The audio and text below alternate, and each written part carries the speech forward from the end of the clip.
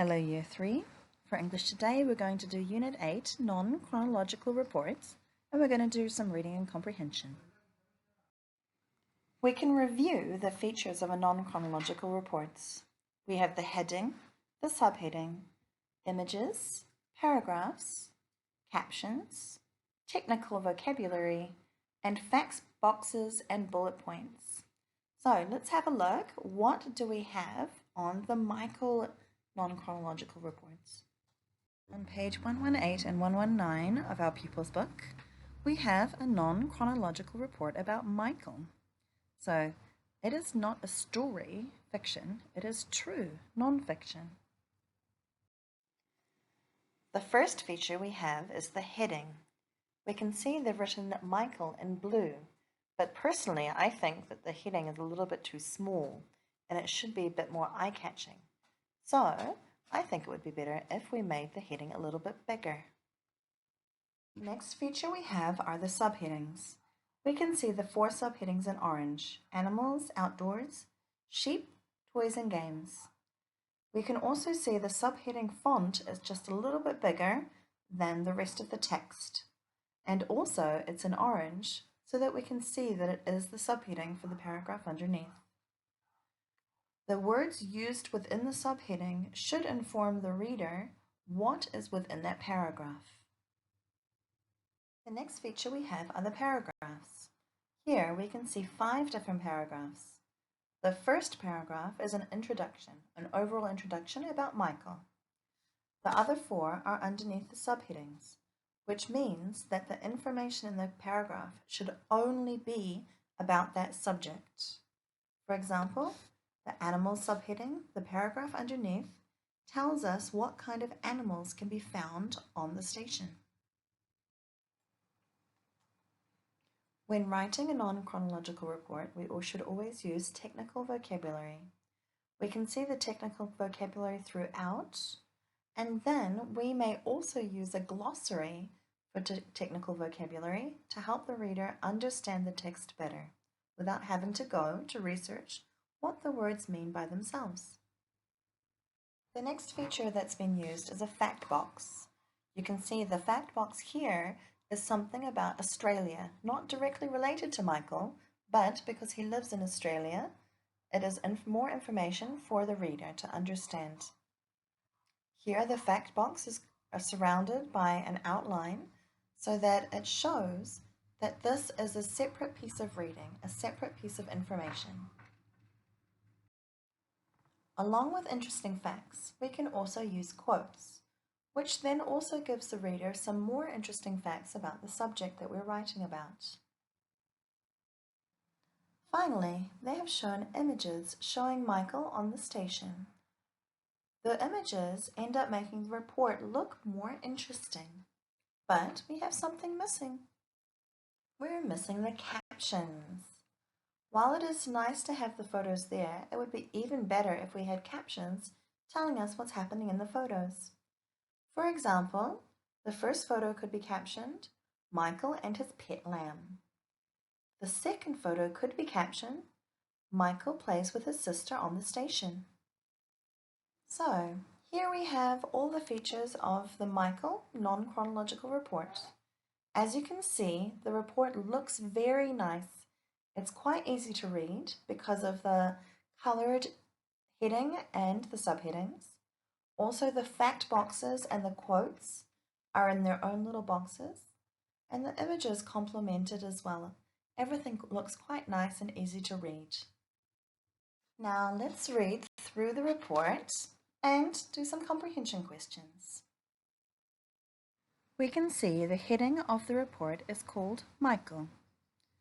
The first paragraph tells us a little bit of information. A sheep and cattle station in the South Australian outback is home to Michael, his sister and their parents. Because he lives so far from a school, Michael does his schoolwork alone and talks to his teacher over a two-way radio. The first subheading we have here in orange is animals. The paragraph reads, as well as cattle and sheep, there are other animals on the station. The family keep chooks, or chickens, for their eggs, and ducks for their meat. There are also dogs and horses used for mustering, which means rounding up the cattle. We also have here a quote. The quote says, "I help feed and water the dogs, chooks, ducks, horses, and cattle.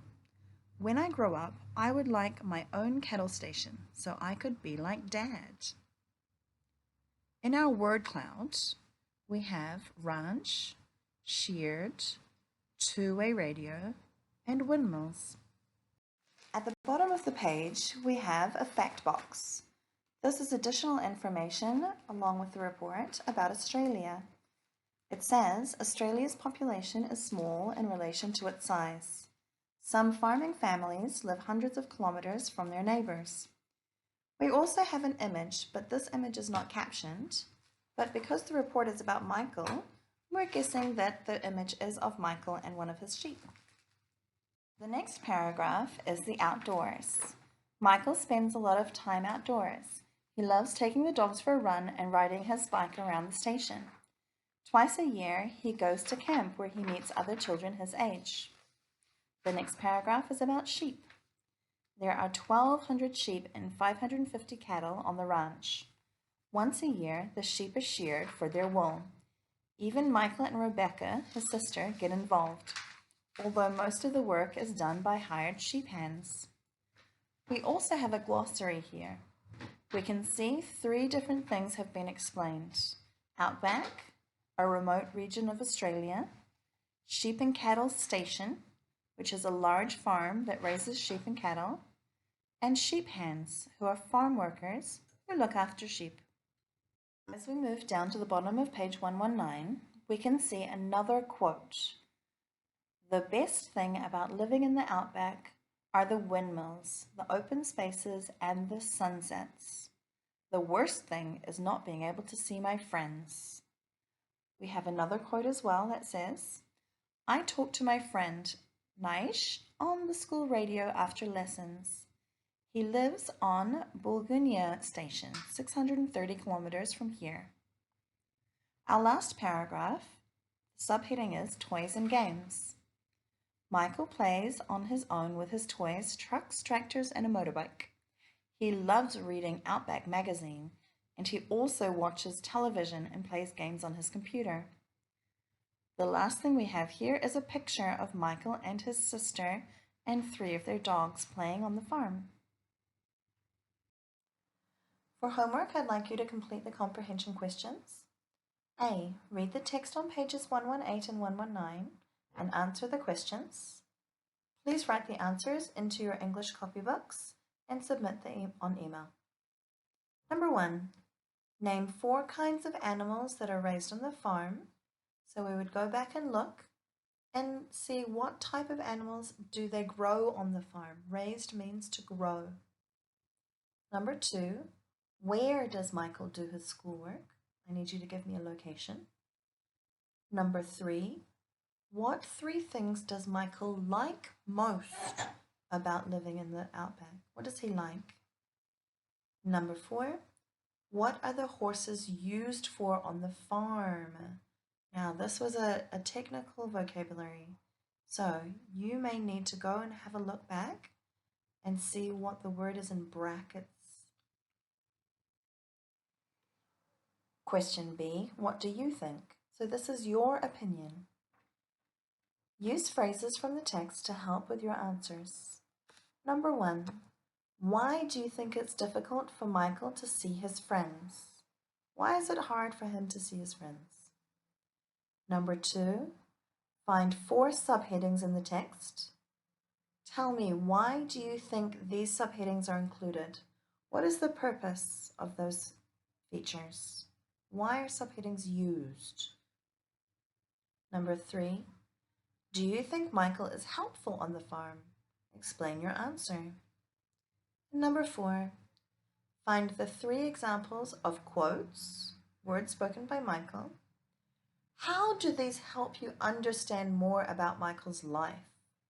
So they've used the quotes. Why are they good for the reader?